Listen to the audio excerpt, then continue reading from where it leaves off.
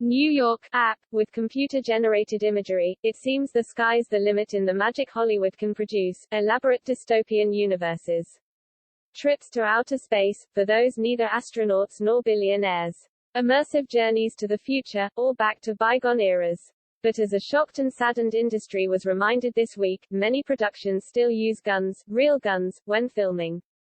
And despite rules and regulations, people can get killed, as happened last week when Alec Baldwin fatally shot cinematographer Helena Hutchins after he was handed a weapon and told it was safe.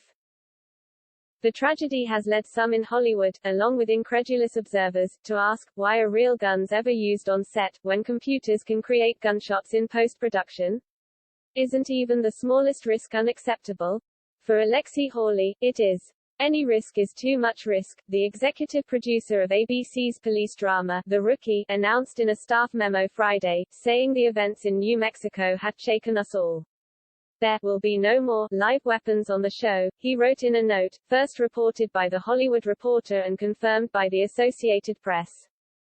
Instead, he said, the policy would be to use replica guns, which use pellets and not bullets, with muzzle flashes added in post-production. The director of the popular Kate Winslet drama, Mayor of Easttown, Craig Zobel, called for the entire industry to follow suit and said gunshots on that show were added after filming, even though on previous productions he has used live rounds. There's no reason to have guns loaded with blanks or anything on set anymore, Zobel wrote on Twitter. Should just be fully outlawed. There's computers now. The gunshots on Mayor of Easttown are all digital. You can probably tell, but who cares? It's an unnecessary risk. Bill Dill, a cinematographer who taught Hutchins, a rising star in her field, at the American Film Institute, expressed disgust in an interview over the archaic practice of using real guns with blanks in them, when we have readily available and inexpensive computer graphics. Dill, whose credits include The 5 Heartbeats and Dancing in September, said there was added danger from real guns because people are working long hours on films and are exhausted. There's no excuse for using live weapons, he said. A petition was launched over the weekend on change.org for real guns to be banned from production sets. There is no excuse for something like this to happen in the 21st century, it said of the tragedy. This isn't the early 90s, when Brandon Lee was killed in the same manner. Change needs to happen before additional talented lives are lost. Lee, the actor son of martial arts legend Bruce Lee, was killed in 1993 by a makeshift bullet left in a prop gun after a previous scene. The petition appealed to Baldwin directly, to use his power and influence in the industry and promote Helena's Law, which would ban the use of real firearms on set. As it stands, the U.S. Federal Workplace Safety Agency is silent on the issue and most of the preferred states for productions take a largely hands-off approach. Hutchins, 42, died and director Joel Souza was wounded Thursday on the set of The Western Rust, when Baldwin fired a prop gun that a crew member unwittingly told him was cold, or not loaded with live rounds, according to court documents made public Friday. Souza was later released from the hospital.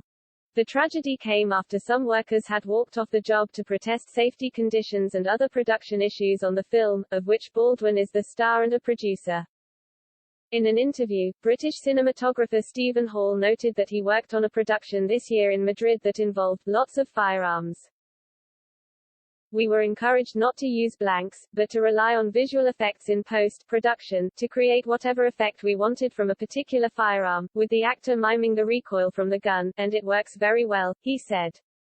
He noted, though, that special effects add costs to a production's budget.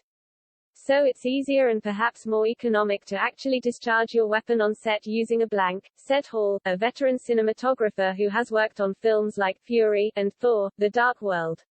But, he said, the problem with blanks is, of course, something is omitted from the gun. Besides financial concerns, why else would real guns be seen as preferable? There are advantages to using blanks on set that some people want to get, said Sam Dormer, a British armourer, or firearms specialist. For instance, you get a better reaction from the actor. Still, Dormer said, the movie industry is likely moving away from real guns, albeit slowly. The term prop gun can apply to anything from a rubber toy to a real firearm that can fire a projectile. If it's used for firing, even blanks, it's considered a real gun. A blank is a cartridge that contains gunpowder but no bullet. Still, it can hurt or even kill someone who is close by, according to the Actors' Equity Association. That's why many are calling to ban blanks as well, and use disabled or replica guns. Really, there is no good reason in this day to have blanks on set, director Liz Garbus wrote on Twitter. CGI can make the gun seem real, and if you don't have the budget for the CGI, then don't shoot the scene. Megan Griffiths, a Seattle-based filmmaker, wrote that she often gets pushback when demanding disabled, non-firing weapons on set. But this is why, she said on Twitter. Mistakes happen, and when they involve guns, mistakes kill. Ellipsis. Muzzle flashes are the easiest and cheapest visual effect. Why are we still doing this?